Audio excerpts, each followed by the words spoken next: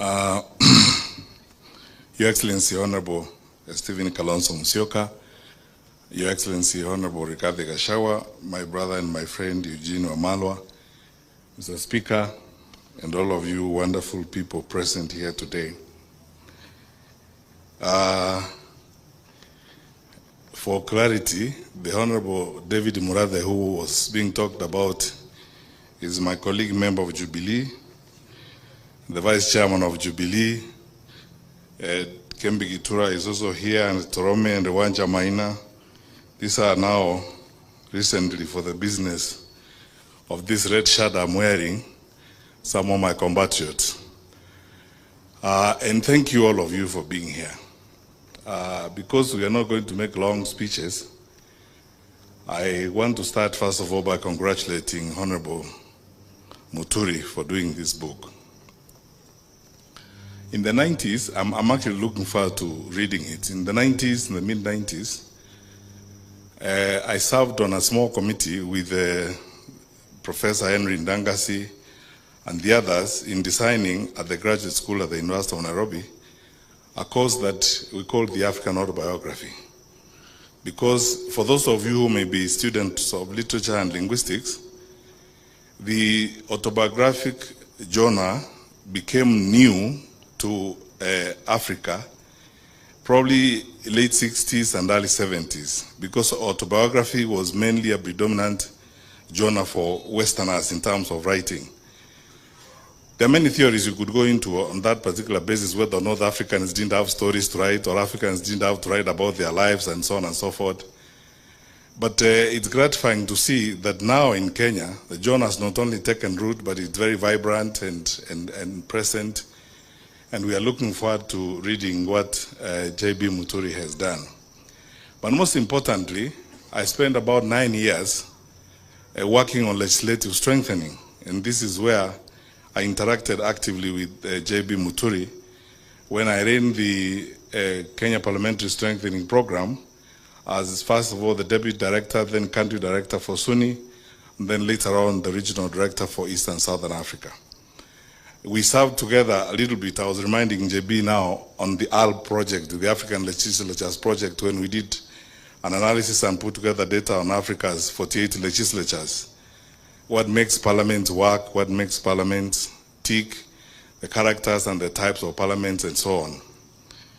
JB has always been a very resourceful person. In fact, I could be forgiven to say that on the African continent, when you look at experiential exposure and education on legislative work and institutional development in legislation, JB could be one of the about 5 or 10 who have built that body of knowledge and experience in legislative practice that you could actually consult, very much like the big speakers we consult from the Commonwealth Parliament, like the Lok Sabha in India and Australia and so on.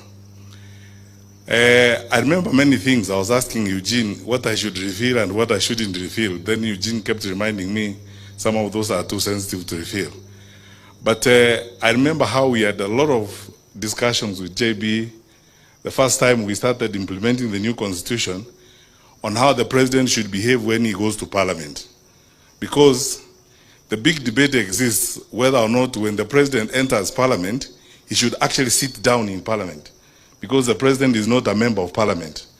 And if you look at the body of knowledge that exists, especially from the US Congress and the others, because the president is not a member of the assembly, he walks in, puts the report on the table, reads the speech and walks out without sitting down because he's not a member of parliament.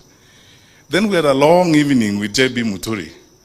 And I was very fascinated by the authoritative basis on which he made his decisions.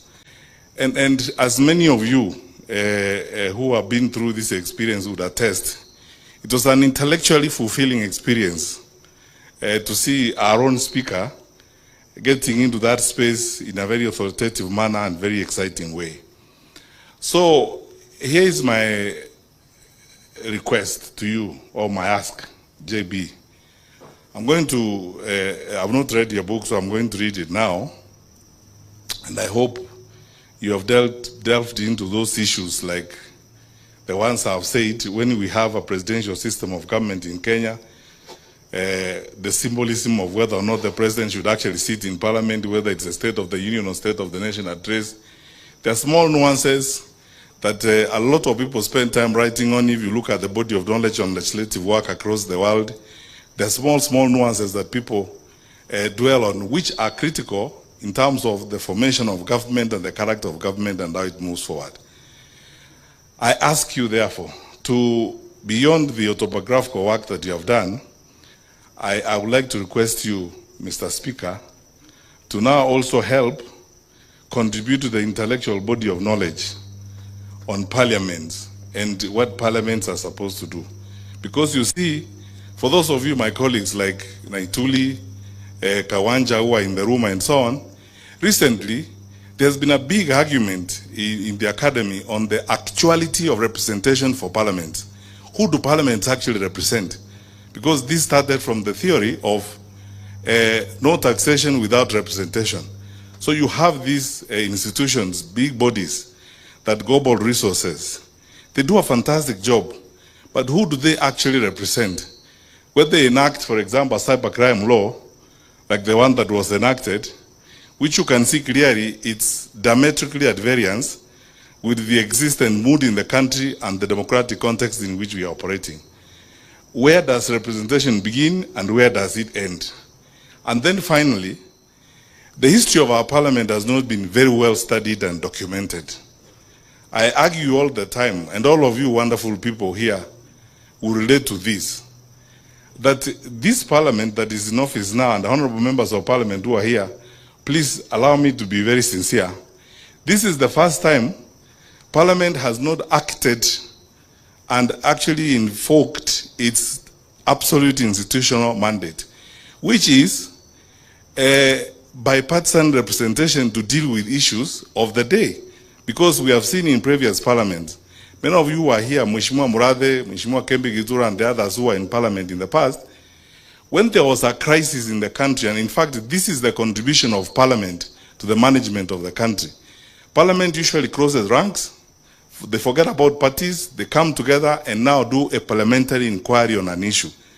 When the Gen Z demonstrations happened in 2024, and what happened in parliament happened, quite frankly, from a government point of view, and as somebody who has been a cabinet minister, I thought that the executive branch of government was going to take advantage of an absolute opportunity available to them, ask parliament to have a bipartisan inquiry on what had happened, so that then they can follow and provide even an opportunity through which expression and discussion would happen on the challenges of Gen Z and what was happening in the country. Now, we haven't seen that rigorous use of the institution of parliament for the good of the country, where, for example, investigations like those would happen, and both parties in government and parties in the opposition would sit and deal with those kinds of issues.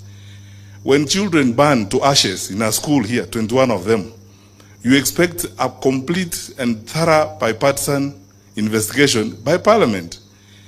None of us here, I don't know whether there's anybody even in this room who knows how many graves are in Shakahola and how many people died there. No thorough bipartisan parliamentary investigation. This is why there is now a big debate on the actuality of representation for legislative institutions. Who do they actually represent in the long run? Are they acting in the good of the people, or are they acting in the good of the political environment of the day? But anyway, such is life. Thank you so much, my brothers. And JB, you have done all of us proud. Continue to do what you are doing. But I would like to, because you have now shown us the way, please, I know you have a lot to offer. You have much more to offer than this book. So I encourage you, Godspeed as you give us the next phase of this, and may God bless you.